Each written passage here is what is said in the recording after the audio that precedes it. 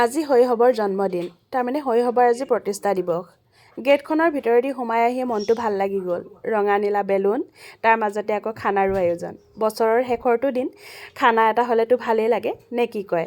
মনে মনে তেনেকৈ ভাবি ভিতৰলৈ সোমাই গ'লোঁ। ৰঙা নীলা বেলুনেৰে মেমহঁতে শৈশৱক যেনেকৈ সজাইছে, নিজকেও কিন্তু বৰ ধুনীয়া ধুনীয়াকৈ সজাইছে দেই। আৰু নহজাবইনো কিয়, এটা অনুষ্ঠানৰ জন্মদিন। তাতে এটা অনুষ্ঠান জন্ম দিবৰ বাবে কিমানখিনি সাহস, প্ৰেৰণাৰ লগতে ধৈৰ্যৰ প্ৰয়োজন, সেইটো অনুষ্ঠান জন্ম দিয়াসকলেহে বুজি পায়, নে কি কয়? আৰু যেতিয়া অনুষ্ঠানটোৰ বয়স হয়, যেতিয়া অনুষ্ঠানটোৱে ধুনীয়াকৈ সফলতাৰে সময়বোৰ আগুৱাই যায়, তাতকৈ আৰু ভাল লগা কথা একোৱেই হ'ব নোৱাৰে। মনৰ ফূৰ্তিতে গোটেই স্কুলখন এপাক ঘূৰিলোঁ, ঘূৰি আহি বাৰাণ্ডাতে ধুনীয়াকৈ বহিলোঁ। বহি পেলাই বোলো কথা কেইষাৰমান কওঁ, কিন্তু পিছফালে এটা মিউজিক বাজি আছিলে, কপিৰাইট লাগিব বুলি আকৌ ভইচ অভাৰ কৰি দিলোঁ। এইফালে মেমসকলে ধুনীয়াকৈ কেক এটা যোগাৰ কৰিছে, কিন্তু কথাটোতো ক'বই লাগিব, কেকটো মই বনাইছিলোঁ বাৰু, অৰ্ডাৰ দিছিলে তেওঁলোকে। তাৰপিছতে তেওঁলোকে লগতে মাহ প্ৰসাদ, লগতে পায়স, গোটেইখিনি যা যোগাৰ কৰিছিলে দেই। এজাক কণকণ জোনাকীক সঠিক পথৰ সন্ধান দিয়াৰ প্ৰয়াসেৰে জন্ম হৈছিল শৈশৱ। সুনাগৰিক হিচাপে প্ৰতিষ্ঠা লাভ কৰিবলৈ প্ৰথমতেই যেনেকৈ চৰিত্ৰৰ গঠন কৰিব লাগে, প্ৰথমতেই যেনেকৈ আচৰণৰ গঠন কৰিব লাগে, সেই গোটেইখিনি ধুনীয়াকৈ পৰিচালনা কৰি পেলাই ধুনীয়াকৈ শিকাই বুজাই ল'ম বুলি মেমৰ যি প্ৰয়াস, সেয়া শলাগিবলগীয়া।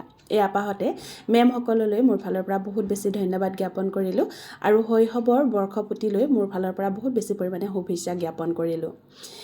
কথা কৈ থাকোঁতে এয়া মেমে দেখিলেনে কেক কাটিলে। আমি প্ৰত্যেকেই হেপী বাৰ্থডে শৈশৱ বুলি গালোঁ আৰু প্ৰত্যেকে হাত চাপৰি বজাই একদম ধুনীয়াকৈ ফূৰ্তি কৰি মেলি কেকটো ধুনীয়াকৈ কাটিলোঁ আৰু প্ৰত্যেকৰে চকু কেকটোলৈ। মানে কেক বুলি ক'লে সৰু সৰু ল'ৰা ছোৱালীবোৰৰ এনেই মানে ভাল লাগে নহয় জানো?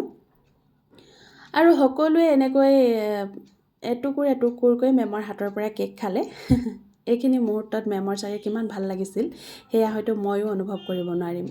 কাৰণ অনুষ্ঠানৰ জন্মদাত্ৰী হিচাপে তেওঁ আজি গৌৰৱান্বিত আৰু সেই গৌৰৱত আমিও গৌৰৱান্বিত। যিহেতু আমি অভিভাৱক, বহুত অভিভাৱক আজি নাহিলে, তথাপিও কিন্তু ভালেই লাগিলে। যিহেতু আজি 31 ডিচেম্বৰ, বহুতে নিজৰ পৰিয়ালৰ লগতে সময় কটালে। তাৰপিছতে লাহে লাহে আৰম্ভ হ'ল অনুষ্ঠানবোৰ। তাৰ আগতে অভিভাৱকসকলৰ হৈ পেলাই এখনি ফুলাম গামোচা মেমলৈ আগবঢ়োৱা হ'ল। বৰ ভাল লাগিল অনুষ্ঠানটো। আৰু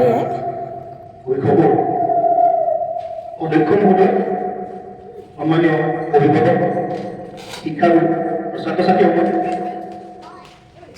আজি আমি গৌৰৱ কৰিব পাৰিছোঁ আমাৰ কণ কণ শিশুসকলৰ যি শিক্ষাৰ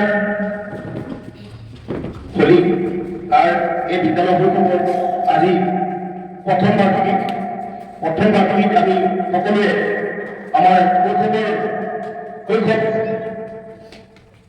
ফেমিলিৰ হৈ সকলোকে হাত চাপৰি দিবলৈ জনাইছোঁ।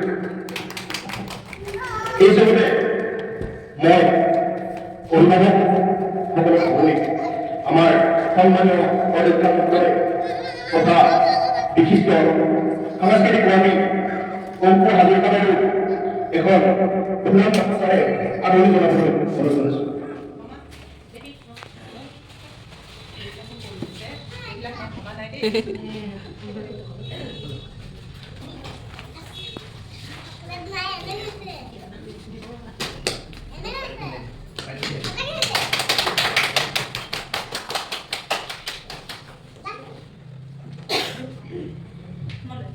সকলোলৈকে মই আন্তৰিক অভিনন্দন জনাইছোঁ।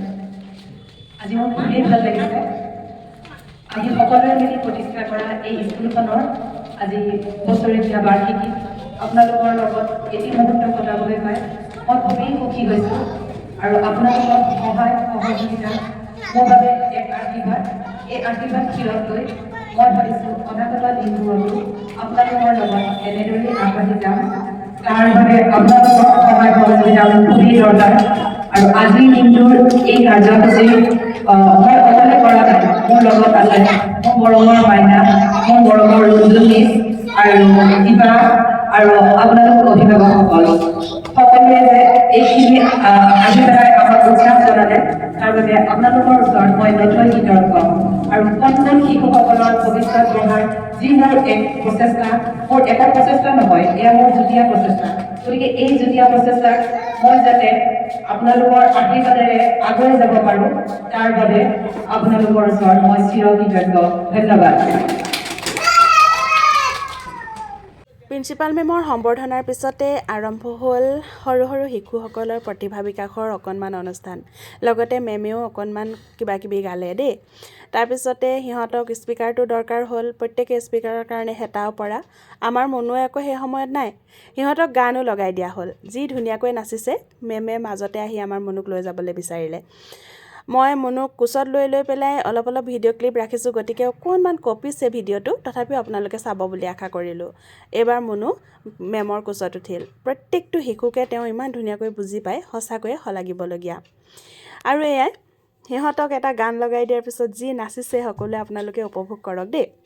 মই পুনৰ ভইচ অভাৰ কৰিছোঁ কাৰণ গানটোত কপিৰাইট লাগি গৈছে। এইখিনিতে মেমহঁতৰ এটা গান